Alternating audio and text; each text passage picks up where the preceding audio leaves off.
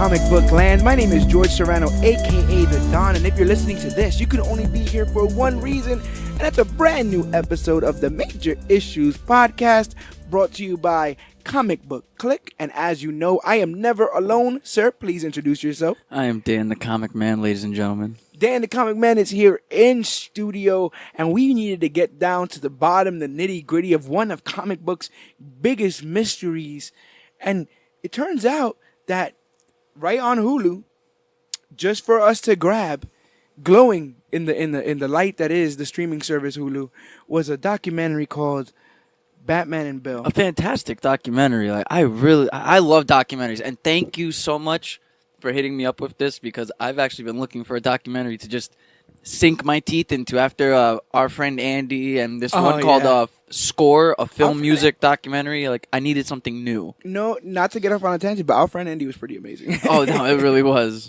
I've actually been really enjoying a lot of the documentaries I've been watching. I saw a documentary on the Roger Corman's Fantastic Four and why that was just a fiasco. I saw one about the founding of Image Comics. That was pretty good. And then, we see this one here, Batman and Bill, which seems to tell the story of one of Batman's creators, Bill Finger. Batman created by both Bob Kane and Bill Finger, and for upwards of 70 apparently years. From this documentary, Bob Kane had nothing to do with the Batman besides the drawing it. Yeah, upwards of 70 years, Bill Finger not getting credit for the creation of Batman and stuff, which is kind of funny. I mentioned that Image Comics documentary that I saw. And Image Comics is basically founded off of the strength of creators wanting to own their properties. Todd McFarlane, he draws that Spider-Man #1, the one that you got me for my birthday that I have right there. Spider-Man #1. Classic Todd McFarlane eyes. Beautiful webbing there by Mr. McFarlane. And he says that he remembers seeing people walking around with shirts with the cover on it, and he wasn't getting any residuals from it. The idea being that Marvel owned Spider-Man, and all the money would go back to Marvel, regardless of if it was his cover, his story, any of that stuff. And so guys like him, Jim Lee, guy who can't draw feet, Rob Liefeld, right? Rob Liefeld. Guys like them, they leave to create their own characters, like Spawn, like where you get Spawn and stuff like that. Now Tom McFarlane owns all those rights. You can't make a movie about Spawn, a TV show about Spawn, without going to the creator for it. And while that all seemed like a radical and crazy idea in the 90s, how they broke off and they just wanted their rights to their own stuff, turns out that this is a controversy that's been going on in the comic medium. That, Batman created in 1939. Supposedly, they just gave Bob Kane the directive of, like, we just need another Superman. That Superman thing's doing well. Can you go ahead and get us another Superman? And supposedly it told him that, like, on a Friday. And he's like, yeah, I have one by Monday. Don't worry about it. And then he goes to talk to Bill Finger, who, and he also gives him a sketch. Have you seen that picture? Oh, my God. This is why I say Bill Finger is the creator of Batman, because this sketch, all right, picture this. It's like a red, it's a red outfit with black underwear tights, like a reverse Superman. Yeah. He has an eye mask, and instead of a cape, it's wings. But the way the wings look, it's like they're hard. It's like, cumbersome. It wouldn't they're move. Almost like attached, like by his wrist. Yeah, I think it was that it was attached. That the wings was attached to him, like they're actual bat wings. Yeah. And then he's like, nope. Drop the red, go gray. Drop the eye mask, go a cow. Yeah. Take the wings and throw a cape. And the cape can symbolize the wings. It's funny because I also found out that Bill Finger was co-creator for the original Green Lantern, Alan Scott. And if I pull up an image here of the Alan Scott Green Lantern, does he look a little familiar? He looks like Bob Kane's original design of the Batman. It's crazy because I was just thinking to myself, like, he kind of looks, the original Bob Kane drawing looks a little bit like Alan Scott's Green Lantern. But like you said, Bill Finger was like, nah, screw that.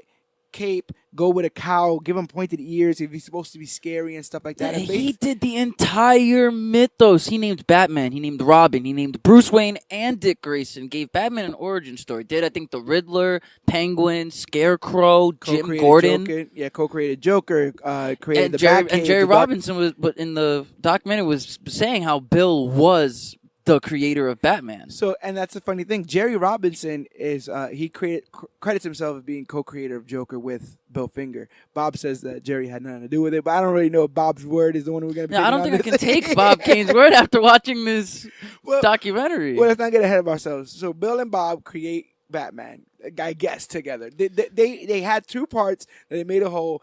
A lot of it was Bill just Finger. It was legally contracted that that Bob Kane is the creator of Batman. He's the sole creator. So he still was going under the table like, here's your profit, here's your cut. Right. He was definitely the face of the business side of this whole Batman character. And this is before people knew, that I could create this and in 10 years, if it's amazing, we'll do a movie, we'll do TV. Like now it's so, as soon as you start something, the litigation starts of like, what do you own? How much of it do you own? What can you use it for? How much can you sell it for? Yeah, and that's smart now because like almost every Batman adventure that you remember in the Golden Age was all Bill Finger's work. Yeah, a lot of that stuff. The giant penny, the giant typewriter, but none of that giant stuff, props. But none of that stuff is credited. And if you look at any of those comic books that he it all says wrote, Bob Kane in a little box. Bob Kane. Bob Kane signed off on everything. And initially, from when I was watching this documentary that was, telling this story, this untold story, you have to wonder under what kind of situation would one agree to something like that. You must not want the fame. Wasn't he a kid? Like wasn't he like in his early 20s? I think it was more of a sake of Bill seemed to really want to write and like to write. I mean, he wrote almost to the end of his life. And Bob didn't really want to do any of the work. They talk about later on how he would sell paintings that he didn't even paint, like that he would get other people to paint, and he'll sell them as Bob Kane originals or whatever. Bill really wanted to be in the business. He really wanted to write for this new medium of comic books, and seemed just grateful for that. Which is a tragedy because behind his death, he died like Sir Isaac Newton, or Edgar Allan Poe, right? Penniless and penniless, alone in an apartment with a TV playing. But could you at least see that kind of aspect of it? A guy who is just so eager to be part of whatever business it is. Of course, that he's willing to take. And that happens to a lot of us. Happens to the best of us, where we just want to do what we want to do. That we have a profession to want to be a writer. I want to be a writer. I'll take a cut on my sales profit because I don't know any better. Yeah. I just want my book published. Exactly. All you want is that recognition. And at that time, the money didn't matter. Right. Everything was 30 cents anyways, 15 cents anyways. And the man was always paid. Bob, like, look at the creators of Superman. Didn't they sell the property of Superman for more than for less than what he would have actually made? I want to say that story is probably the most famous story of comic book copyright situations, and it's Jerry Siegel and Joe Shuster. They meet up, they create the idea of Superman as we know him, and then they sell him off. I want to say for like pennies on the dollar. That's what I'm saying. It was like they sold him for like $500,000 adjusted to inflation, and he's worth like in the billions. But they also try to sue DC while being a part of DC or National Publications for the rights of Superman. And they got fired. So there was also cautionary tales, right? Like, you better shut your mouth over there, like you're lucky to be as far as you are in this.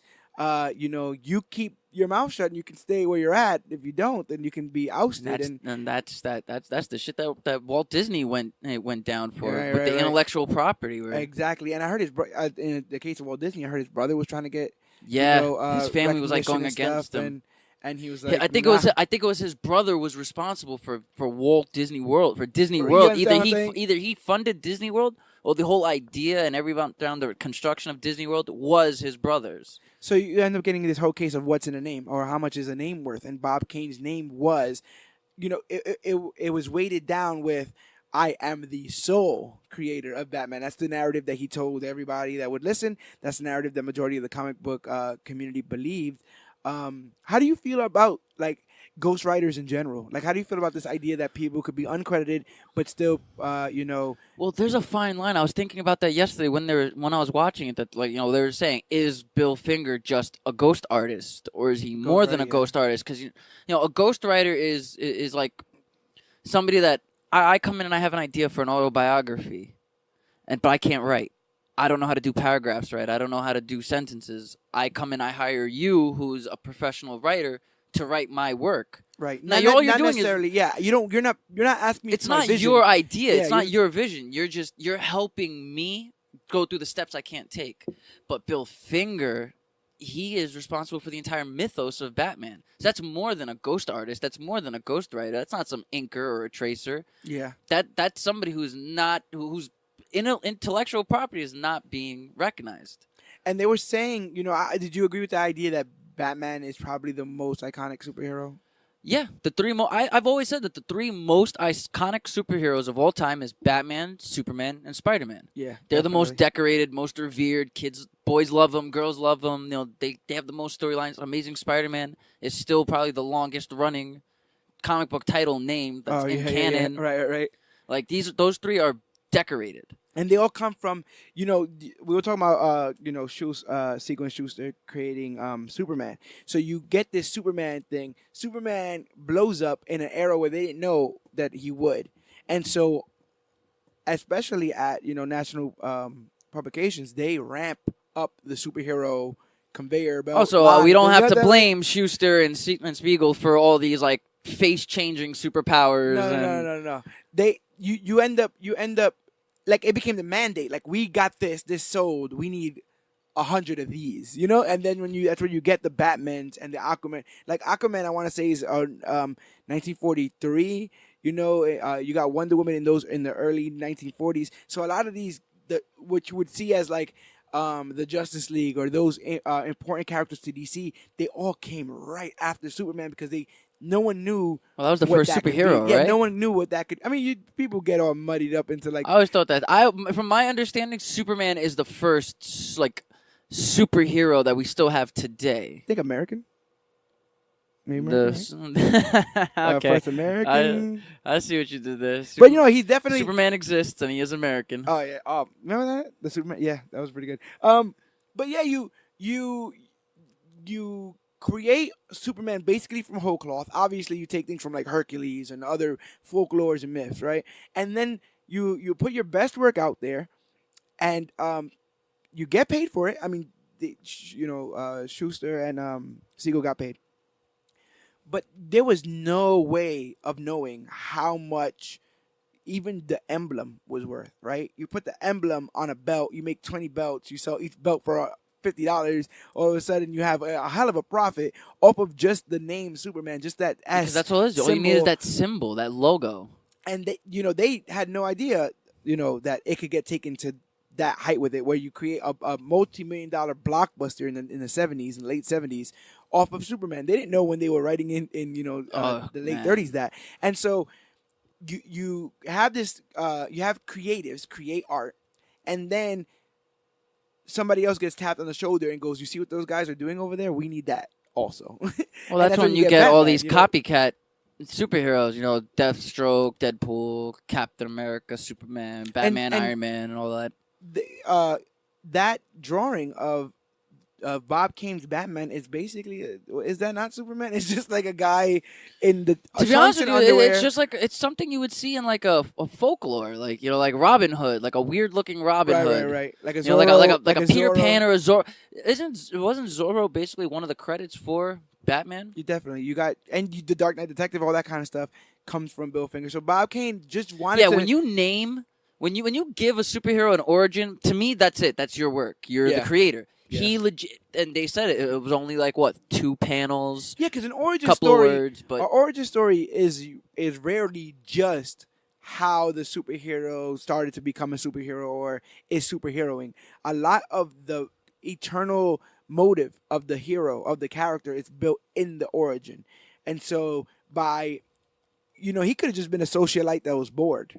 Yeah, but Bill could Finger just been anything. Bill Finger gives us Crime Alley, and he gives us, not the pearls, but he gives us, the shooting and all that kind of stuff. A small 8-year-old boy that just vows to make sure that no one ever is like this. Like I remember it was like 2 panels, 3 panels, but still, you gave Father, I shall become a bat. You named him. He's not even the Batman. Now he's Bruce Wayne. Now he has this whole. How do you feel about the original hyphened Batman, the Batman? I don't like it. Seems a little weird now, right? It's looking at it now. It's weird. Like all the hyphens for man. Like we got Spider-Man. That one like looks, because if you were to take out away the hyphen from Spider-Man, it looks weird. So supposedly the reason they mandate the hyphen, especially Stan Lee, is because he says if you take it out, it looks like Superman.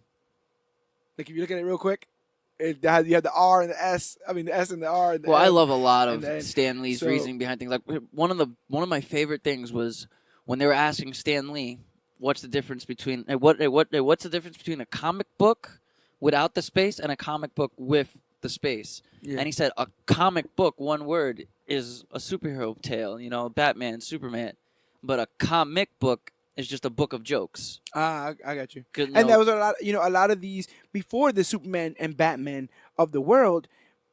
The only reason why these comic books existed were to reprint, like from the newspaper, because you used to get your newspaper the same way now. Comic strips. You get your newspaper, you get your comic strips. Then they would accumulate all those comic strips until they were able to make a book about it.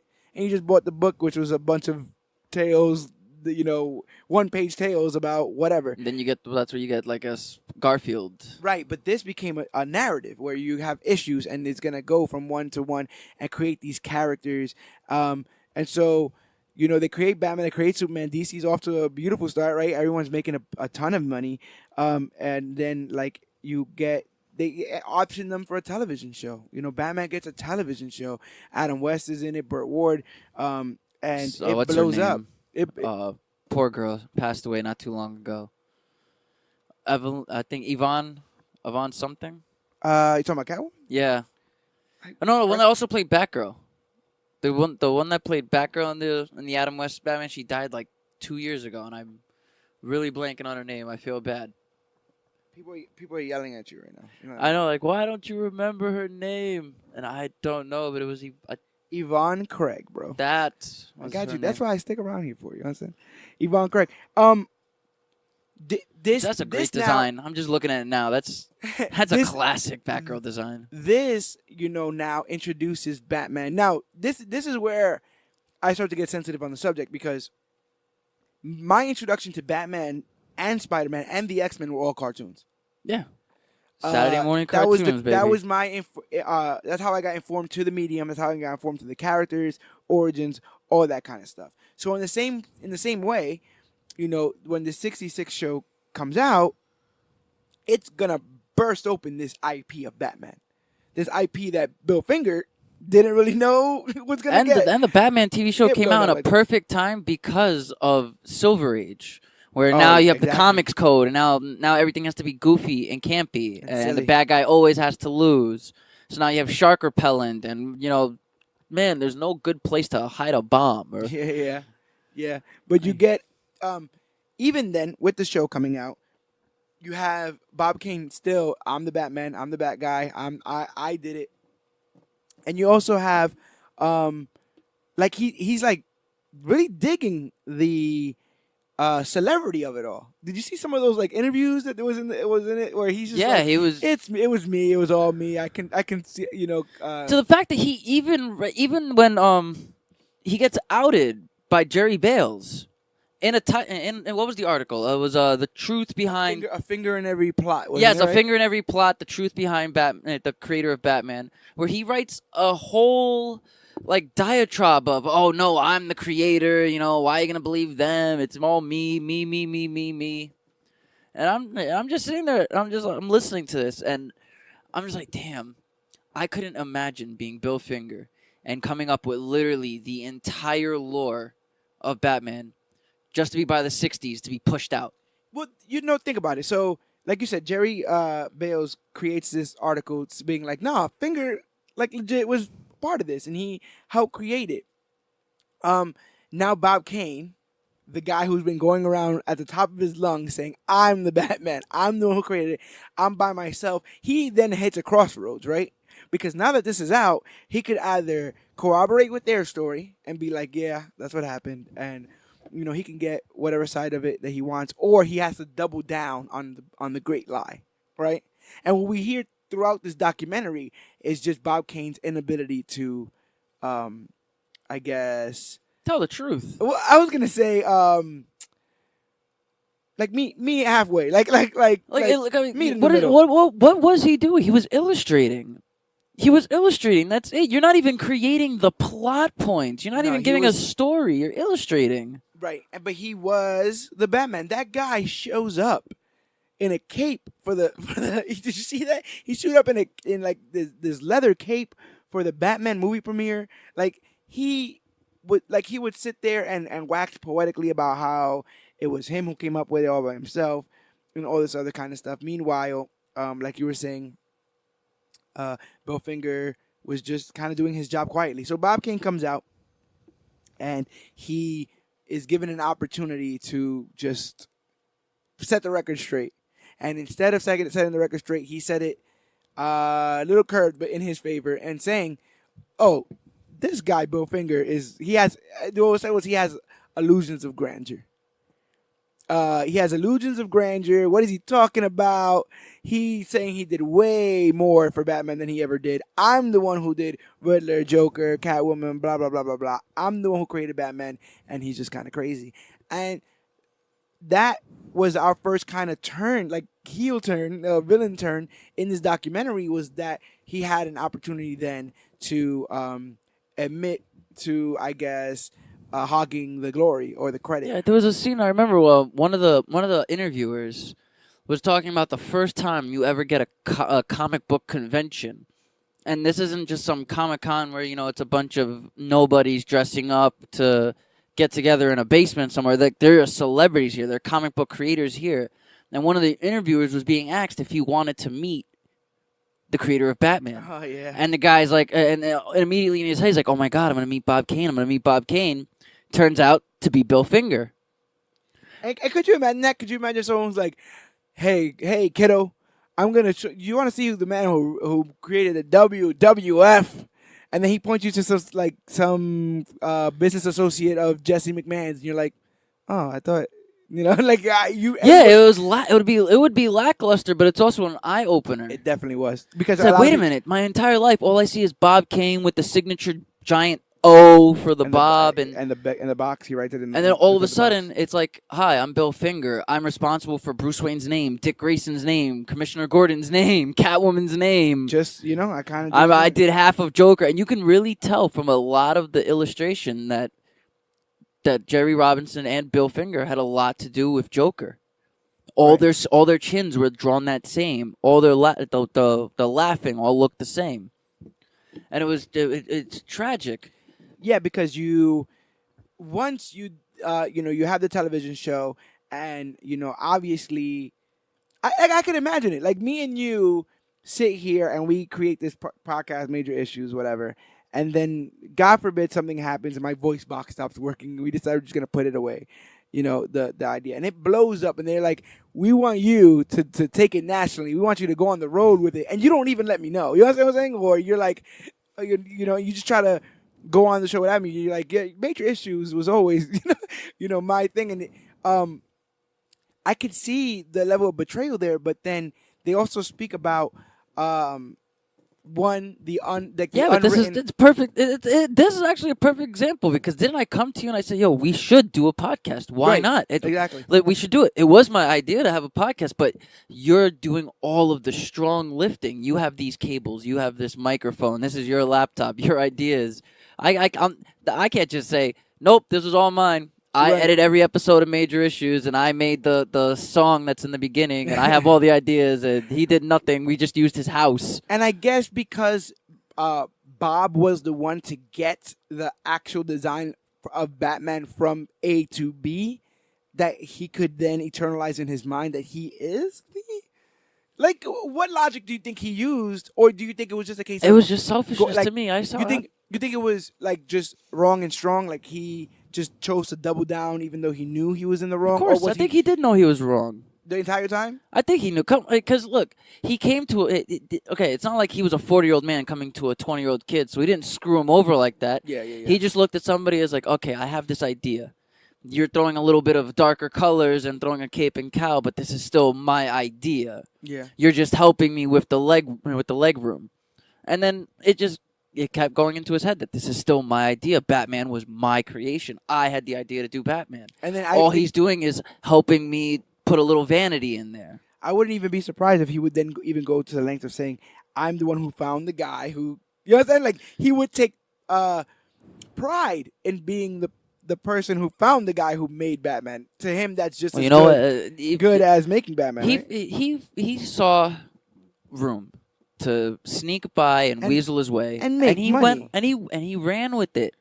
He said, "You know what? I'm contractually obligated to make Batman comics, but you're still gonna give me all the storylines. I'll pay you some money on the side, but I'm still gonna have my name on there." Yeah, and he eventually sells. I don't know why he didn't even fight. He should have just fought for it. He eventually sells the majority of the rights over to DC with the sole claim of just keep my name on everything. That's when they finally pushed Finger out in the 60s. Yeah, like just keep my name on everything. I just want my name. And now by 74, he dies a penniless and alone. Which is less than a decade. From there, you get the 89 Batman movie, where... Well, you get the Superman movie first, which gets to show you what these comic book movies he didn't even get a chance to live to see the Superman movie. Right. Phil Finger died 5 years before the Superman movie. And to think that it was because of that character that he was even put into this stew of controversy to begin with, because he wanted another Superman. And now Batman outsells Superman in a lot of ways with the merchandise and stuff like that. Superman is not everybody's cup of tea, but everyone thinks Batman's pretty cool, and they think he's cool because of the things that Bill did with the character. Because Bill called him the Dark Knight. Pretty cool. He nickname. gave him he made him the detective character. He made him be a detective. You're literally like, okay, fine, sure. Bob had an idea for a character named Batman, but that doesn't mean that the rest of it is Bob's idea. Bob didn't come to Bill and say, "Listen, I think we should call him the Dark Knight." At least if he gave some sort of creativity to the mythos, I could sit here and say, you know what, he was responsible for Batgirl. If he would have done the cave or the car. He didn't even do the cave. No, Bill Finger had the first illustration of him calling it the Batmobile, him calling it the Batcave. Yeah. Like, you gave no effort. All you did was draw in color. Right. And so, Bill dies, unfortunately, in his own apartment. Not much was known about him. The documentary showed, brought a lot to light. Mostly coming from the narrative of a man named Mark Tyler Nobleman. He's the guy who wrote the book, Bill the Boy Wonder, the secret co-creator of Batman. And he's kind of the protagonist, would you say, in this documentary? He wants the truth. This man wants the truth. And where he interviews everybody to just get the truth, to the point where I think there was a scene near the end where he was going through the phone book, calling every finger in the phone book. Just to see if there's an error. Because that's another thing. Once he decided that he was going to look into this controversy, and while it's a controversy, it wasn't necessarily a secret. There were a lot of people who knew Bill's involvement in the Batman, but it was just one of those things. Even Carmine Infantino said Bob Kane is not the creator of Batman. Bill Finger is the Batman. That's like that. Which that tells me that if anyone asked him, he would give that same answer. Which then tells me that anyone could have known this information. Yeah, I think there was at least three guys that were being interviewed that knew Bill Finger was. It was the guy that met him. It was the guy that met him as a kid at the Comic-Con. And it was the co-creator of Joker and Carmine Infantoni, who all knew Bill Finger is the creator of Batman. But Bob Kane was the showman, though. You've seen those pictures, you've seen those interviews, the hair slicked back, the suits, the Bob Kane paintings of Batman. It's like finding out this whole time that Eric Bischoff is actually the CEO of WWE. Yeah. It's like, what? He was doing what it do the whole mean? time. Like, how was he doing that the whole time? It's like, oh, wait a minute. That's right, because he's responsible for Money in the Bank, and he made up Elimination Chamber, and he did this, and he did that. It was always Eric. ATM. But you have, that's the thing, though. I couldn't even say that I would have the foresight to know how big Batman was going to get. Like, when you're creating something like that, anything like that, we're creatives. We've done skits and sketches. We've done award shows. We've done little wrestling promos. Yeah, look how big this guy. You never know. Yeah, exactly. You never know. This has a lot of listens and a lot of downloads, and you would never think you're just one guy doing a show with a friend every week, a different friend. Now imagine if somebody was aware of this show and was selling it to somebody every week. They were packaging it up as an MP3, giving it to somebody saying, "You need this." Bootlegging, you know bootleg, yeah. You know what I'm saying? Like, financial gain, notwithstanding, I want some credit for that. And yeah, at this point, it's not even about the money. It's about the fact that we have not had one credit besides Batman versus Superman. We have not one credit in this entire years, man. Batman lifetime. We've never seen Bill Finger's name. Nope. And maybe the Mandela effect is real. And maybe maybe I did come from Earth 3717 or something, because I could have sworn I remembered at least one of the Schumacher movies crediting Finger. But that's what I'm saying. I think a lot of people had it in their head that Bill Finger had a part in this. Before this documentary, because I remember you showed me this documentary, the ending of this documentary a couple of months ago. Yeah. And I even said to you, wait a minute, I could have sworn I always knew Bill Finger was a co-creator of Batman. Like, I think somebody in my family or like a cousin just one day told me, like, oh, these are the two creators. But Bill Finger's name was always in my head. Right. And I could have sworn that I saw his credit on, like, Batman Forever. And so a lot of people, Bill Finger, Bob Kane was the Soul Father. Bill Finger did get credit. You know, he wrote that episode of the 66 show with another writer that was interviewed in the documentary. And so he got a credit on a Batman thing, but come on, man. This guy's done way too much. I need to see characters created by Bill Finger and Bob Kane. I don't even want Bob Kane's name first. So at what point, if you're Bob Kane, do you let the facade go? Because he didn't. The second he died. The second Finger died? Yeah, I mean, a little too late, but, you know, I personally would have felt bad. Like, wait a minute, this guy just died alone in his apartment. No one knows who this man even is. Right. And I'm still here. He has a star on the Walk of Fame. Yeah. He has a star. But wouldn't admitting to that take all that away? You gotta give something to his family at least. His family's gonna need something. Yeah. Because his son was another one. I think Bill Finger's son died of AIDS alone. Yeah. In New York, like his daughters couldn't even see his ashes be spread. Right, because Bill Finger, ended up having one child, one heir, who this Mark Tyler Nobleman guy is trying to find. He's trying to find the heirs of Bill Finger because they're the only ones that can contest. Has to be the living name. Yeah, they're the only ones that can contest the legality or the legal status of his credit for these for all his work. And wasn't Warner Brothers was like paying her off for a while once?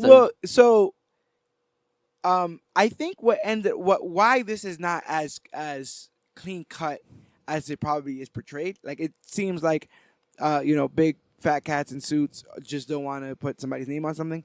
I think that Bob Kane's rights, the contract that he wrote when he sold it over, made him have to be sole or head or whatever creator of this. Yeah, character. no. From what I remember, it's no matter what. Like 75 years later, he's still legally the sole. Like by a contract on words, he's legally the sole owner of Batman. And even when we get the name on the credits, it's not Bob Kane and Bill Finger. It's Bob Kane with Bill Finger. Yeah, I saw that. I understand Mark felt like, sweet victory. Yeah. Like he had that little glee that I kind of like, that little glee thing that he had. But yeah, the fact that it said Bill Finger, like just the fact that he was just thrown in as with let's just throw his name in there to get these people off our back. That felt like disrespectful to me. But I heard a podcast with Athena Finger on it where they were asking her about the why that was so specifically called that, why it was so specifically with and not and she says it has to do with Bob Kane's original contract with the rights. At the end of the day, the Batman, the name, the idea of a superhero with a cape or wings or whatever, that all was Bob Kane's. Right. We can't sit here and be like, God, Bob Kane had no idea what he was like. He did have. He had the mold. Outline. He had the mold. The skeleton of it, yeah, he had the mold. But Bob Kane didn't have the ideas to put the fingers where they should be, to put the legs where they should go, the eyes should go here, the ears should go there. And we know a lot about ideas going nowhere. Sometimes if you don't have somebody to help you craft those ideas or help you put energy behind them, they do go nowhere. And this could have went nowhere if he walked into his job telling them that but he would have a new Superman. At the end of the day, he could have said, "Listen, I have a partner with me." That's true. But I'm also He could have saying, etched him out like a little bit. Say, like, "Listen, this is basically my idea, but you can give him 25% of the cut, 30.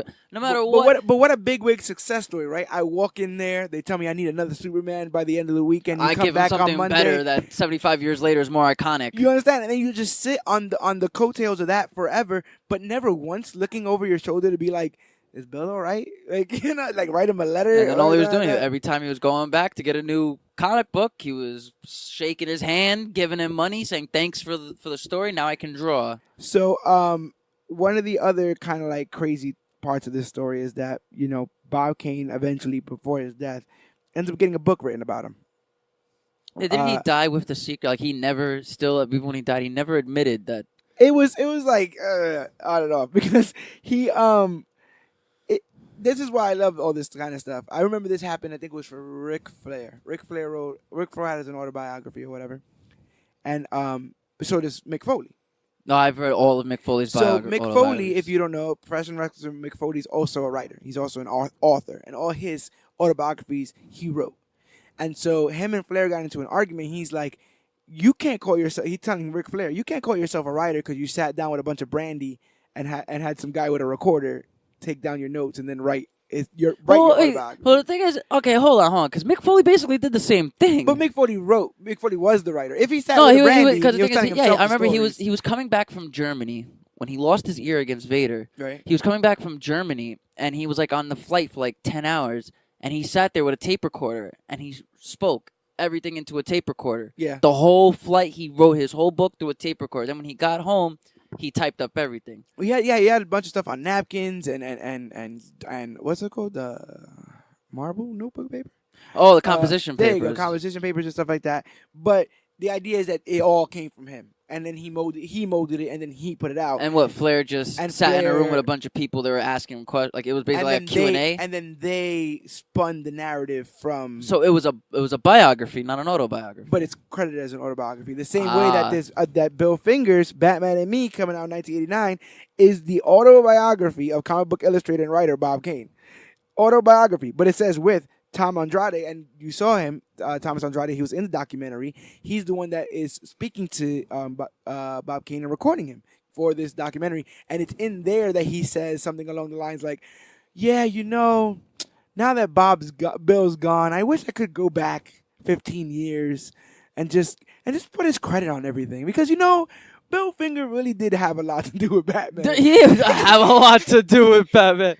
And my God. It was such a weird turn, like such a weird, disingenuous moment. Was that like a last bit of like hope to just like to maybe it was a get feeling. it off his Maybe conscience? it was. Yeah, maybe it was like a feeling of regret. You don't want to die with regret on your conscience. Maybe he did die regretting not putting Finger's name on things, but you still acted completely shady.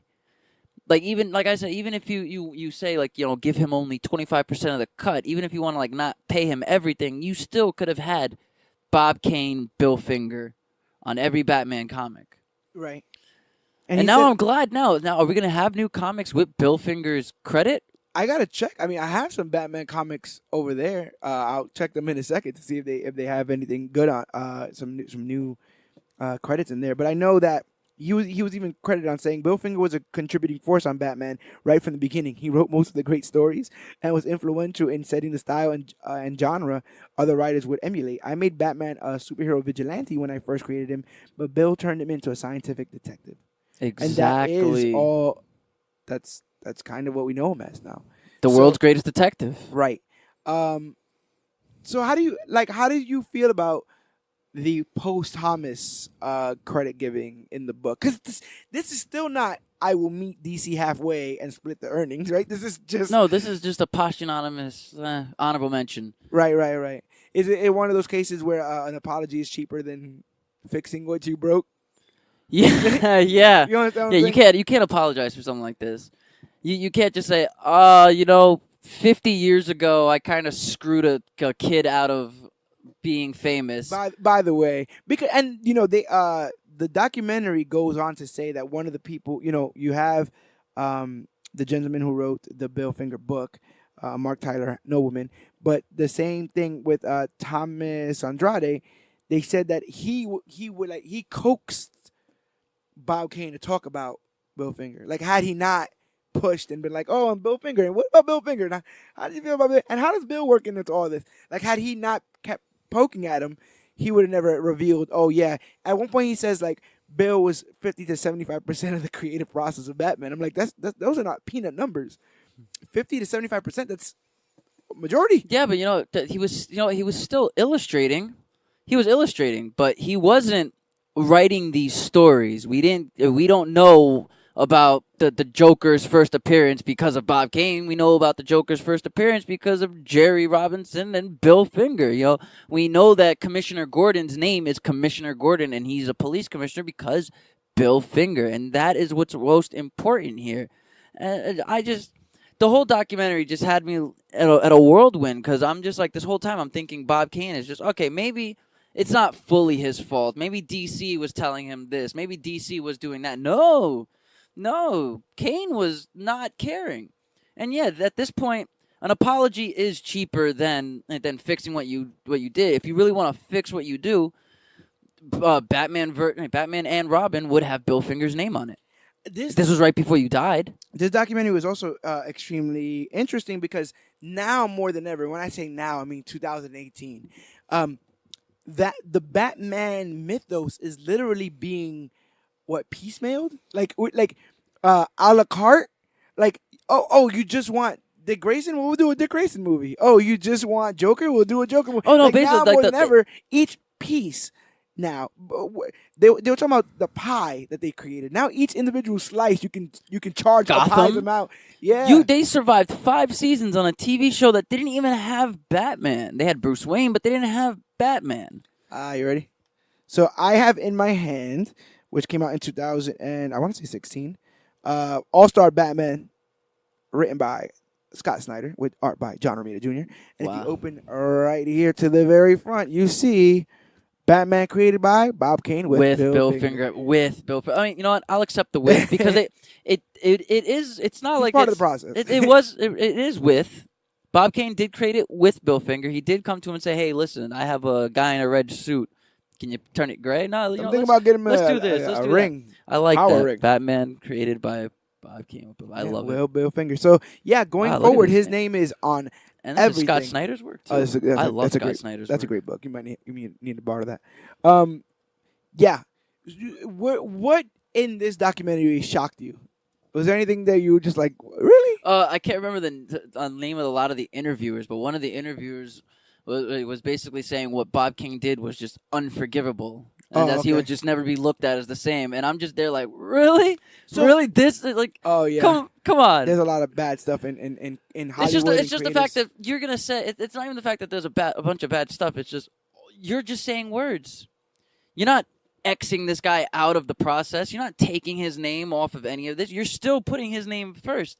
Sure, what he did was unforgivable, but if you're just going to say that it was unforgivable, then what's the point? That's what was. No, well, okay. It was laughable at how they were talking bad about him while not doing anything about it. That's exactly it. That's exactly. I didn't even have to say it because you already got to that conclusion. The fake outrage. It was total fake outrage. If this is real outrage that Bill Finger hasn't been credited, why haven't people been trying to move this? I mean, you are the co-creator of the Joker with Bill Finger. Why didn't you come out 40, 50, 60 years ago? Why didn't you come out even in the 70s when Finger died? Like, hey, wait a minute, guys, hold on. You know this guy is responsible for everything you know about Batman. I sat, as somebody who's told a fib or two, I tried my best not to straight up harpoon, Bob Kane for trying to maintain the great lie as long as he did with all.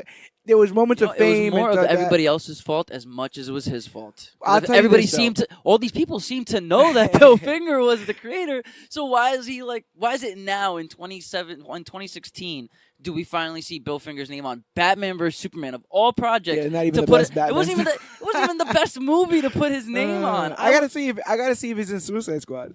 Batman and Joker are in Suicide Squad. I would have taken his name on Dark Knight Rises, anything. But hell, Batman and Robin. I would have loved to have seen Bob Kane with Bill Finger on Batman and Robin. But the first movie we see his credit on is Batman versus Superman. My outrageous moment of this, which I prefaced by telling you that I didn't want to harpoon Bob Kane. I wanted to just go with him. You know, you done told everybody you can walk on water. No one's asked you to do it, and you've been coasting on that for decades. What got me was Mr. Kane then purports to find a drawing that he made as a child. Have you seen this drawing? I think I remember how it looked. Superman was created in 1938, Batman in 1939, right? So Bob Kane, you know the Bob Kane drawing of Batman with the Robin Hood looking. Yes, exactly. With the red Union suit and all that other kind of stuff. There was another drawing in the documentary where he claims there it is right there's all that. All you have to do is type in Bob Kane Batman and you get the red spandex suit. Oh wait, okay. I like that. Bob Kane, it looks like Bob Kane's responsible for the utility belt though. Oh yeah. Oh yeah, he dug the belt. Let me see. 1930. I want to say it was. Yeah, here we go. Oh Lord, what is that? So I'm gonna. This is some real time reactions here. So you see this drawing here? It looks like Man-Bat. Bob Kane drew this in 1934, Dan. Or at least he tells people that he drew this in 1934. At least he tells people that he said that 5 years before the creation of the Batman, he had drawn this picture as a young adult. Well, that kind of makes sense because the wings are the same. It kind of makes sense, but I can explain to you why it doesn't. Reason one is anyone who goes to draw any character or anything like this seems like what you would sell to a comic book company, right? No, that does look like a pitch. All right. That exact sketch. There are no pitches because Superman comes out in 1934. So that's one. Two, you see what's right there on that man's chest? The Batman album? You're telling me that he came up with the bat symbol before, and the bat symbol's not on the red, on the whatever the heck, the original. No, the bat symbol was that was a Bill finger. You understand? You understand what I'm talking about here? You understand what I'm talking about here? So, and I think the most egregious thing, and you just need logic for this one, is if he did create this, which, like you said, looks very much. It looks like a stone's throw away from the one that Bill Finger ends up creating, quote unquote, 5 years after. And it also, like you said, looks like he was Man-Bat. having the idea for the Man-Bat. It looks a little bit like Man-Bat. But if he had this in mind, how does he then go to what we saw of the drawing? And then how does Bill Finger then pull this image out of his mind, right, and do it better? Well, maybe because he did come up with the name Batman with the hyphen, right. And I could see in the face there that does look like a bat. So maybe he was just going like I've had ideas before. I've done different doodles in my notebooks of writing. Like I've wrote full on 3 pages, rip out a whole composition notebook, and then write 3 more pages. So I can see that. I can see that that's a rough draft for what he wanted to do, but that timeline is pretty weird. It's extremely weird because they from my understanding of the documentary is they came to this man and asked him to do a Batman character. Not a Batman, but they asked him for a superhero character. It was not like he just had a stack of superhero characters waiting to go. Yeah, like look at this picture in his Wikipedia. The fact that he had that is Bill Finger's work. Yeah, Batmobile. That is Bill Finger's. That is his exact drawing of the Batmobile. But check it out. He was born in 1915. So Jesus this Christ, drawing 100 years ago. This drawing is 1934. So you would say like 25-ish, like in his early 20s. 20. Carry the one. Yeah, like 19, roughly, right? 9. Yeah. Because 30 would be 15 years, and 19. then another 4. Yeah, so about 19 So 19-year-old Bob Kane created basically all the iconic. Because that says January 17th, 1934. Bro. Nah. But I want to know what that name is right there. Nah. That's above it. Because usually. No, he's saying he's just Robert Kane. Robert Kane. That's Robert great. Kane. Flight, a Hawkman, Batman. Listen, I can't. Listen, it's just too. It's just too convenient. If he had this first, this is what he should have pitched Finger, and then Finger would have done whatever he did to it. How do you get the Batman that he pitched Finger if he had the real Batman. Yeah, because in his honestly, mind. that does look like that all that looks like that Finger would change different is okay. Drop the head, put a cowl, make it a human. Drop the wings, throw a cape. But from what my understanding of the documentary is, he went to Finger with him in a red unitard with the black trunks and the utility belt with wings coming out of him. And drop the wings, throw a cowl. I want to say he added this image into his book, which was roughly around the time that he passed away. Well, the book comes out, like I said again, 1989, when Batman the film comes out. Listen, if I didn't watch this documentary and you showed me this and said that's a Bob Kane drawing, and then tried explaining to me the whole Bill Finger conspiracy, I would be able to believe that. Oh, hey, wait, maybe he had this idea, but So how do you feel about him doubling down with this? With after Bill's Finger's already dead, saying, "Oh, if you had any doubts that I created listen, Batman, after I that had whole this little drawing." rebuttal he came out with for the Finger in every plot, where they explained that it was just a whole diatribe of why he's right and why everybody's wrong. Yeah, It's hard to even believe anything he says. It's hard to take anything he says seriously. right. They even asked him about the rights in the movie, and he's a little bit dodgy with that too. I mean, hey, listen. He was like, "Hey, Okay, wouldn't you're you the wanna you're, know?" you have an idea of the Batman, sure. Okay, I'll give you your credit. Bob Kane had an idea of the Batman, but I don't know if I can fully. I just can't credit him Yeah, as being Batman's like. I just think this takes it too far, though. I think lying on top of lying, like you said again, you were a creative when you were young, so you had notebooks and comics notebooks and paintings, all this kind of stuff. He put this in his book, meaning that he found this, right? Oh, he Could you- conveniently found it for you his understand book. You understand what I'm saying? Yeah. In 1934, this was drawn, and he was able to find it and put it in his book. I can't buy it, bro. I No, can't. there's no way. Mr. Kane, please come to the floor because you had some explaining to do. I can't buy that this came from here. That's just spitting in the face. That's insult to injury right there. Like, listen, I'm the real creator. In case you were ever having any doubts, I created the bat symbol years before it would ever get to where Yeah, it gotta that be. you know what? I will say that's a little weird because how does he have the Batman symbol on that drawing now, but when he goes to Bill Finger, there is no bat symbol on his chest. And no At bat least- ears. At least if there was a bat symbol on, well, no, that's the one thing I can see it changing is because the wings did look like they were protruding out of him. Right. So I can see him changing the bat face to a human and then Right. putting the eye makeup and putting the eye mask. So I can understand that. It's just the symbol. If you came to Finger with that symbol on the chest, then okay, that's understandable. But that symbol is fingers. Yeah, it's a lot. But That's what I'm saying. Insult to injury, because not only are you saying, this is my work in case you ever doubted me, I'm going to also take the guy who I'm not giving any credit for symbol and putting it on the chest to make it even seem like it's mine. Yeah. That is horrible. This is the year months before Finger is credited in Batman vs Superman. Bob gets his like you said, posthumously receives a star on the Hollywood Walk of Fame in 2015. So it's like even when Finger's moving up in the world, Bob's still also getting a little piece of that pie. How did you feel about the Mark Tyler nobleman's opinion of Bob Kane's gravestone? He went on a long diatribe. Basically, on the gravestone, I don't know if you can see pictured here. It's the bat symbol, and it just says like Bob was Bruce Wayne. Oh no, Bob yeah. was There was this Batman. whole Bob was- like nice eulogy about why Bob is the Batman. Yeah, I mean, how do you feel about that? I think the guy's dead also too, right? Like, see, he can be. It just keeps piling on to the fact of I guess I don't like Bob Kane.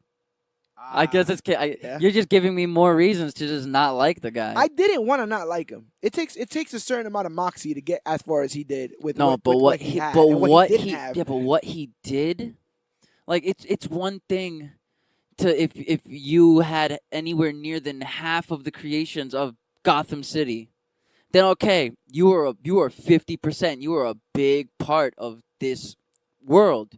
Right. He wasn't a big part of the world. He had an idea, and Bill just had a better idea. And he wanted to sell. He wanted to make money. That was That's it. the That's whole what. That reason. was it. That's it. Because it was. And the, it's not. That's not. I wouldn't call that a selfish reason. They came to him with, "Do you want to no, make no, money?" He listen, man. I'm not gonna fault the guy for wanting to make money. Yeah. I fault the guy for not doing what was right and saying, yo, wait a minute, there's a guy named Bill Finger that is responsible for all of Gotham City. Yeah, that's a lot. He named Gotham City, for Christ's sakes. You want to talk about Athena for a little bit? Yeah, that's another thing. She has a sister or a half sister that's a copyright lawyer. So Bob Kane has one son. His son is gay, but Bill Finger. Did I say Bob Kane had a Yeah, gay you son? said Bob Kane does not have a gay son. no. ladies and gentlemen. Bill Finger had a Finger bisexual son, Frederick. Had a bisexual son. Whose wife was down with it. She was in the documentary. She was like, No, yeah, yeah, we she knew what understood. It was, and so it was known that he was gay, and so that's the reason why Mr.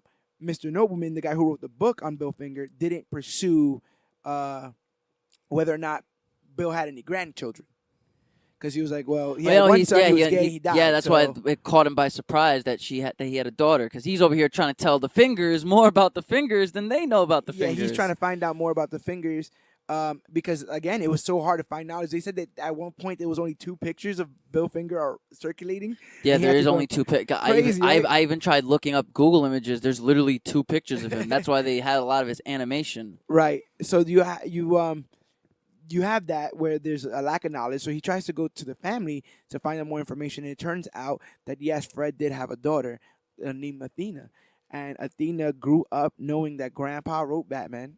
And the father instilled that in her as well. No, yeah, she tried bringing in artwork for like show and tell, and they didn't believe her. They would dog her out over it. No, of course he's not. If we went to the encyclopedia, because you can't go to Google, if you went to the encyclopedia, it's gonna say Bob Kane did Batman. Your grandfather. The botanical encyclopedias. I remember those. The Britannicas. How do you like? Could you even put yourself in those shoes? Right? Could you even like think about? I would fight. Like my last name is Georgie. Yeah. If it turns out that in 5 years I find out that I'm actually the sole heir to the Georgie Vodka company, I'm gonna tell everybody. Right. I'm gonna say, hi, my name is Georgie. My family invented the vodka that you don't like. Right. But she's being told at every turn, like, no, what are you talking about? And I could see, like, I would end up hating Batman. Because unless people are telling me what they should be telling me, which is thank your grandfather for doing it, I wouldn't want anything to do with the thing. I would grow up hating Bob Kane. I can see that as well too. I would grow up with a very big hatred towards the man that screwed over my grandfather. Right. And it doesn't seem like she harbors a lot of that hatred. She seems to have kind of a tumultuous relationship with her father and her grandfather. It really seemed like she was just like minding her own business until this Mark Nobleman guy just came on her lap. Yeah, she's a school teacher in Florida. So she was living her own life. And next thing you know, Mark, who's writing this book about Bill Finger, who's writing this book about Bill Finger, meets Bill Finger's granddaughter. And it's like, this is, gives her the half that he's already built to this story, which is the proof and the writing and all this other kind of stuff. What I thought was kind of crazy also was there's a moment where they mentioned that all of this is because of either a handshake agreement or some kind of written contract between Bob Kane and Bill Finger. It was no written contract. Yeah, it doesn't exist. That was the problem with this whole thing. I have it written down in my notes is that it was just a handshake agreement. It was, hey, you're gonna write the story. Hey, pal. Yeah, it's like hey, listen, you write the stories. I'm gonna draw them up. I'm gonna go sell them. I'll come back with your cut. Right. Oh, thank you. Not knowing his name's not even on the project. Like it's like Nightmare on Elm Street 2. You got the body, I got the brains. Well, it's like Breaking Bad. Walter White wanted that recognition. Basically, it's like Breaking Bad. You can't just cut it up and sell it. I'm making it. And I'm the one who's behind all this. That's that's how you have Bob. Now you have Bill Finger playing Jesse, who's making his own, who's trying to do his own thing, and then you have Bob Kane just. Nope. No, this is my stuff. We need to make more characters, more.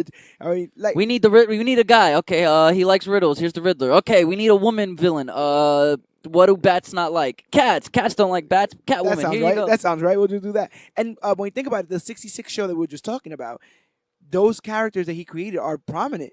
Penguin is prominent in that. Riddler, Joker, Catwoman. Because those were the first Batman villains, and they worked. Those were the first 4 Batman villains: Penguin, Joker, Riddler, Scarecrow, Catwoman. I really, really killed it in that era there. But, they were able to meet with Athena Finger. Originally just giving her, like, tickets to premieres and stuff. Yeah. And they were just like, "Hey, you welcome to the family." No, yeah, you're totally right. Your And grandpa. then in 2012, they like wrote her like a severance check. Yeah, they're like, by the way, don't ever bring this up again. Can you do us that favor? We'll give you some money, but don't you ever bring up the fact that Man, I that think crazy old that lady's was- outside yeah. again talking about how her grandpa created that they were legitimately Oh. gonna blackball. They were gonna just give her one set sum. Thank you for your 70 years of contributions, and that would have been it. Which kind of broke. That was more towards the ending of the movies. What really started like hurting my heart because she's like hearing her father's voice for like the first time in Oh, like yeah, in the in interviews like and 30 stuff. years. She's hearing her grandfather's voice for the first time ever. I almost welled up because I'm hearing him talking. He's talking about the composition of panels. Yes, And he's talking about things that that are golden rules now. He was talking about them before they existed, before they were a norm, and he was talking about them with passion. And that just shows you who really who really had a So hand in is this. it safe to say that Bill Finger is the greatest comic book artist that never existed? Basically, I mean, he did. They were talking about this too as well. like Stan he did Lee- a lot of the tropes that we know today. For a while, Stan Lee was walking around like he was the only one who created Spider-Man, and it's him and Steve Ditko. Yeah, but at least Steve Ditko's name was now, yeah. At least you see Steve Ditko's name. Right. So that's what I'm saying. Like, it's so important because if not, the Mandela effect will happen, and you'll just remember one name, regardless if it's true or not, and that's what you'll take to the bank. Bob Kane created Batman.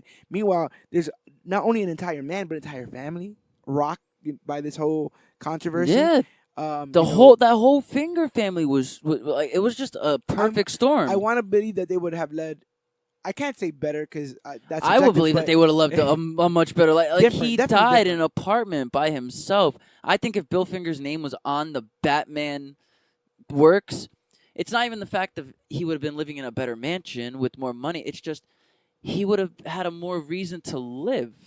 Can you imagine creating Batman and walking down the street and not one person telling knows that it was you? You see these kids wearing Batman hats, reading Batman comics, and you're Bill Finger walking down the street and no one is stopping you to say, "Oh my God, it's Bill Finger." Could you imagine that kind of heartbreak, kind of depression you must go through? I know me personally, if I'm walking around, if you're walking around in Manhattan and you see someone wearing your "I'm Mary Poppins" y'all shirt, Yeah. but that person doesn't come up to you and says, "Oh my God, I have your shirt." Or even worse, if I'm like, "Oh, that great shirt, I created that," and like, "No, you didn't. ComicBook Clique did," and walks away. I'm like, "Wait, but that's me." Exactly. No. I get like that. that. Like it's not that he would have lived a better life because of money. That family would have been a better life because they would have got the recognition that they deserved. And that's another thing. A lot of times it was brought up. I wasn't in the room for a lot of that stuff, but it was constantly brought up, right? That they didn't really want money. They just wanted the credit. They wanted, and if you've ever created anything, and especially if you if you think that it's unique, especially if your passion, that's your passion project. That is your baby. That's like Wes Craven never getting credit for Nightmare on Elm Street. John Carpenter never getting credit for They. Oh my gosh, M. Night Shyamalan never getting credit for anything that he has. Well, I don't think we need to give it. No, but everything is a film by M. Night. You understand? Like, yeah. That's how important credit and name and notoriety are. That's how heavy. I know. I go to a movie because of a director. The 18th film by Quentin Tarantino. You need all of that. That's what drives these intellectual properties now are the names behind them. And so when you have something like like Batman, who, like I said, now we're literally making. There's a joke that we're gonna make one about Alfred. We're gonna make something about Alfred. Like now, you can just cut up the IP of Batman and make millions of dollars off the crumbs of it. And these are crumbs that Bill Finger was not seeing. Batmobile, Utility Belt, the movie coming next summer. But the idea that all of these things will be created and you don't see a speck of it or a lick of it, it's a little disheartening. It's definitely a little bit disheartening. So like I said, I'm a little bit less sympathetic to the whole that's Bob Kane thing. Yeah, no, listen, the man has a star on the Walk of Fame. His name is on every single Batman movie. And like I said, there was a time where he would create these pop art paintings, lithographs, and what it turned out that he was doing was he was paying other artists to draw. Oh my God! I swear that's to you. it. That's it. So he reached a point of fame where he was so famous that he stopped. He got ghost painters. He stopped doing comics, and he was like, "I'm Bob Kane. I'm the Batman guy. I am Batman." And here's just a drawing I did of Batman.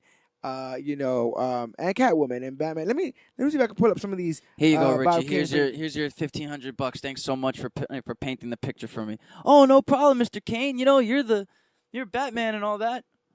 See, Yeah, that don't look nothing like what Bob Kane can illustrate. he would just make these paintings. Oh, guys, And I wish you I could guess if see this. I guess if you just stood next to it. I wish you could see I guess if you this. just stood next to it with a paintbrush, people would just think you did it, right? Like you just took a picture with a So paintbrush. just stand here, just real quick. Yeah. No, but the man, you understand? He was selling these. Yeah, wasn't his footage in the documentary? He had a Batman tie. Yeah, this man was selling all his work for a lot of money. But apparently they weren't his work. Apparently it had nothing to do with him. He was paying people for that. So poor Bill Finger. So to the end, getting people to do your work, to the end, taking the money and the credit, to the end, until he has that really low, really solemn admittance of, yeah, if I can do it again, I probably would have gave that Bill Finger. Well, like they say, a little too late, my friend, a little too late, and now both men are resting comfortably. And so is Mark Tyler Nobleman. I like that guy. I really like that guy. That's Very that's Superman right there. I want to see more I Well, want to see more documentaries. You saw him. He was doing TED Talks. He was doing like school. Yeah. He's talking in schools. Community centers. The documentary opened. Who created Batman? And everyone's like Bob Kane. How'd you feel about him stopping Batman cosplayers in the street? That was the funniest. To ask them if they Could knew you who imagine? Bill Finger was. I couldn't imagine being on the spot like that. Like, he really stopped people in Batman outfits. Like, hold on, wait a minute. Did you know that Bill Finger created Batman? Huh? I tell you this right now. My first Comic-Con ever was in 2016, which was the same year I want to say I founded this. And so I was walking into Comic-Con. I was going into like what the security area was, and there was a bunch of people saying with shirts saying who is Bill Finger. Really? And they were stopping people and going, "Do you know who Bill Finger is? He co-created Batman, but for many years he was, discredited and never given his proper due. We're creating a movie about him. Just make sure you remember who Bill Finger is. Yada yada yada." So this grassroots movement has been moving, and like I said before, it was comic book worst kept secret. Everyone knew about it. This came out in 2017. This documentary, right? But they were still fighting for Bill Finger's rights even before this movie because his name was in the Batman versus Superman. And the book comes out way before. I think the book was like 2012 or 9. Yeah, I was saying 12 or 11. Yeah, and so it goes to show you that it was not a one person effort. It wasn't just Athena. It wasn't just Mr. Nobleman. It wasn't even just the people who directed this documentary. Which I for some reason I thought the documentary was made by that guy. No, I thought it was too, and I'm wondering who's this Mark Nobleman guy. But the director is Don Argato or Argottio, Don Aragoto, or some Italian name that I cannot pronounce. And I feel very bad for the Italian audiences here. Let me see if I can do my best. It was directed by Don Argot. You were close. Oh, there's no ending vowel. Right. No, and Sheena M. Joyce. Yeah, she's the producer. Yeah, and I think it was the director of photography and like the editor. Like those two are like mainly like who were working on it. But that's why in my review that I wrote, I put documented by Don Argot and narrated by Mark Tyler Nobleman. And I thought it was cool to keep him at the focal point. I like that he has his daughters in there. Yeah, and you can tell she's so happy. You can kind of tell they were coached. At least in my, I'm cynical. Yeah. I don't believe nothing. Maybe they were coached. I don't know what 4-year-old girl knows Bill Finger is the creator of Batman, unless your father goes around saying, "Hey, your first words is going to be Bill Finger." Just remember those. Bill Finger. Yeah. That's your first words. I think she was just over it. She was like, "Can we now have a regular birthday, not a Batman-themed birthday?" Or now that his name's up, can we just go back to regular life? Yeah, Dad, what's the next conspiracy theory? But it was a really I'm really glad that I got a chance to watch a documentary. I haven't watched one in a couple of months. It's been like a good 4 or 5 months since I watched a good documentary. So it's extremely eye-opening. It's sad. It's tragic. There was eventually a happy was ending. Really sad. It was a really sad documentary to just watch all of these guys have fake anger towards Bill Finger never getting any credit. But now that he has I'm sitting here, I have it, All-Star Batman. This came out, what you say, 2016 or so? Yeah, good book. And I see it, characters created by Bob Kane with Bill Finger. So And that's what it's all about. It's all about. So if you go out there and create your own comic book characters, make sure you get your name in the lights. Make sure you're on the marquee. guys, Make sure if you're gonna everybody have knows. friends, make sure you know who your friends are. Like I'm certain here that the Don won't screw all of us over, and if he does, it's okay because my voice is in. There you go. I don't have that much money voice. for lawyer fees, so you don't have to worry about anything. Yeah, I don't have that. a sister who's a copyright lawyer, so yeah, she did good work on that. But all praise to everyone who tried to do their best to make sure that this unsung hero, Bill Finger, was celebrated for his contributions. He is basically, the father of the Batman, and Bob Kane deserves credit as well for I guess he's the mother. Yes, they're the parents. Yes, it's a parentalhood is a two-way But street. stop acting like you're a single parent. That's all we wanted. Yes, Stop acting like you're a single parent because your child is not going without. You're using your money for other stuff, Bob, and it's not fair because Mr. Finger's doing what he has to do. I'm really glad to everybody involved that this got solved or settled, and it is a cautionary tale moving forward about how quickly things can turn when you think things are just a handshake deal or handshake agreement, and next thing you know, somebody's walking off with your prize work like you never had anything to do with it. So that is definitely a big deal. But hopefully we tackle more documentaries in the future. Find out some uncover I was just more rocks. thinking about one thing. It's not really a documentary, more of a biopic, but I don't know how true it is. I would have to find to see if they have documentaries on it. But Professor Mortensen and the Super Women. Oh, no, I'm with that. I'm really. I watched it before. It was actually a really good movie. I just did regular research on the man, and that whole story is fascinating. Yeah, it's crazy how he made it like a bondage thing. Like one of his mistresses was into the whole whips and stuff, and that's where he got Wonder Woman's whip. It's a whole other podcast for another day. Yeah, but I'm with that. I'm definitely with that. But if you'd like to hear all the other kind of reviews that we've done, this is our first documentary where we've done comic book reviews, television show reviews, trailer reviews, news reviews. All you have to do is go to wherever podcasts are found and look up the Major Issues podcast. You can Google it. We're on Podbean, Stitcher, iTunes, Podcast Addict. We're on Google Play. We're on YouTube. We're on YouTube. We're on everything. Just look for us. We're there. Major It's not that hard to find us. We're trying to have you guys find us. We're not Carmen Sandiego. This isn't a Where's Waldo. It's like we're right here. We're wearing red. We're trying to just be a little bit more accessible for you guys, the audience, so you can find us and share us wherever you can, wherever you prefer to. We're on Spotify. When did that paperwork? We are on Spotify, so all our paperwork is done. All our names are on it. Don't worry about it. Yes, our names are definitely on all the projects. So just look up the Major Issues podcast. If you have any time in the world and you want to do us a little favor, and it costs you nothing, rate and review this podcast so I can know, so we can know, and we can grow as podcasters and find out what we're doing good, what we're not doing well, and how to improve. This is the quickest way for us to get honest feedback from you guys, the audience, who have done nothing but make this great. I mean, we're looking at the views. I love it. I love it all. 1,500 listens. We're looking at the views. We're looking at the where the countries are listening from. I know we're being heard by countries all over the world. Thank you so much. We love you all, each and every one of you. I want to make Major Issues a little bit more interactive. So I'm going to keep asking you guys to hit us up on Facebook.com. Please. I was waiting for you actually to finish your thought. I was going to say, because what I want to do is I want to do a mailbag episode. I would love it. I would love to do an episode where we just answer questions. We don't need topics. We don't need news. We just want to hear what you guys have to say. What do you guys want to talk about? And we could even do that live, Yeah. So I just want to make this more interactive because these are the kind of conversations, no lie, we probably would be having without these headphones on. Yeah.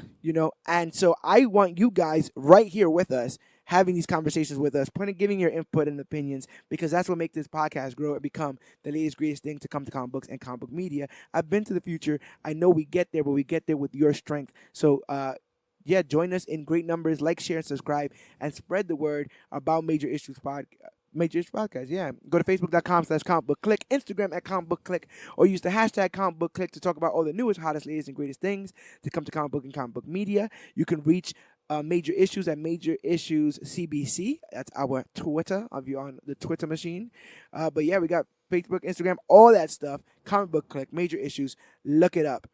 Now that all that fluff is out the way, and now that the fluff of our mutual respect of this documentary is out the way, I have no qualms about revealing that next week, Dan, Oh, here we go.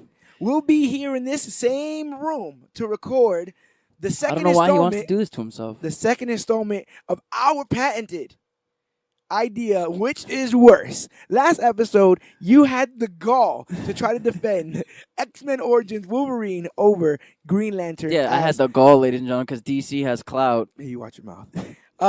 You tried to say that Green Lantern was the worst Ryan Reynolds superhero movie than X-Men Origins Wolverine, and while people were picking both sides on that, next week, I should be saying, we have a bigger task at hand because I have the harder task here. we are going to finally find out which is worse, which is definitively the worst Spider-Man movie. You have chosen to defend Spider-Man 3, and I have chosen the very breezable task, Amazing Spider-Man 2. I will bring my A game on the next episode of Major Issues. So if you're a hater of Amazing Spider-Man 2, I will be ready to convert you. Oh, my brother, testify. And if you liked Spider-Man 3, I'm going to make you throw that DVD out. That's my pledge here on this episode. Are you bringing your A game next week? A game. I'm going to bring every game I have because, didn't you know, I'm Electro. Wow. Maybe I should just start tap dancing outside and wear all black and do my eyebrows and all. You need the eyeliner. You need the eyeliner. We're getting a little crazy. We're getting a little bit too ahead of ourselves. We got Gwen Stacy in both our films. We should both be happy, even though mine's is better.